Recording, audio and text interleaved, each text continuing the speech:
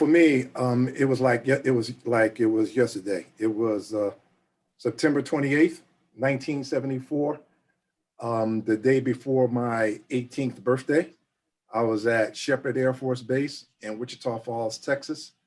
A group of my friends decided that we were going to um, celebrate my birthday, and so we was going to go out on the town, in which we did.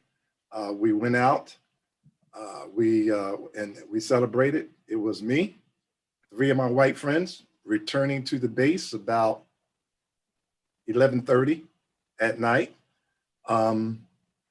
We got pulled over by the Wichita Falls police, and I was driving. Three white passengers. They asked me for my driver's license, registration. I gave them my military ID card. They said, "We want you to step out of the car." I stepped out of the car. They says, "We want you to step back to the cruiser," which I did. They started running all my checks and everything, and then finally, they put handcuffs on me, put me on the ground, started asking me, why I stole this car, which it was rented. And the whole time this was going on, my three white friends, I could hear them protesting, but they're still in the car. No, they weren't questioned. They weren't asked anything. They weren't asked to corroborate my story.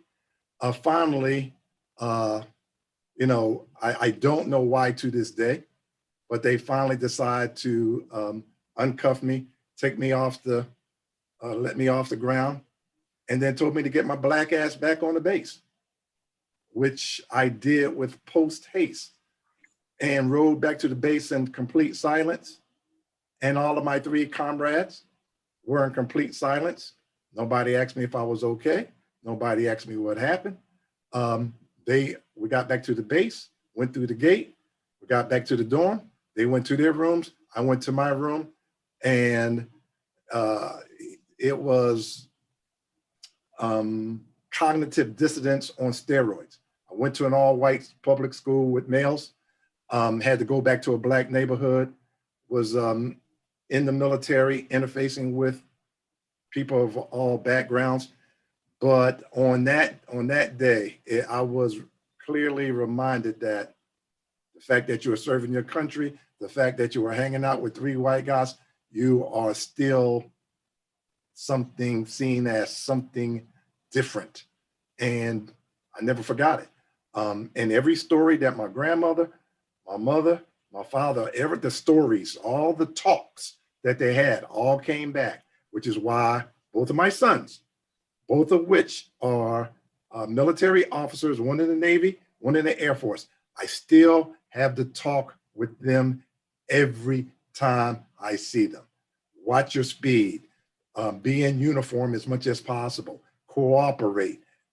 From 1974 to 2021, there's a straight line. There's a straight line. I'm a person that teaches statistics and quantitative methods. I done ran all the stepwise multiple regressions. The variable that explains it all, racism. So I don't deal with intent. I don't deal with beliefs. I deal with impact that's manifested and reinforced every day in the form of public policy. I'm here in Atlanta where there was intent. People would deny it to have voter suppression, but the impact, we gotta start dealing with impact and get people to understand the consequences of people's intent.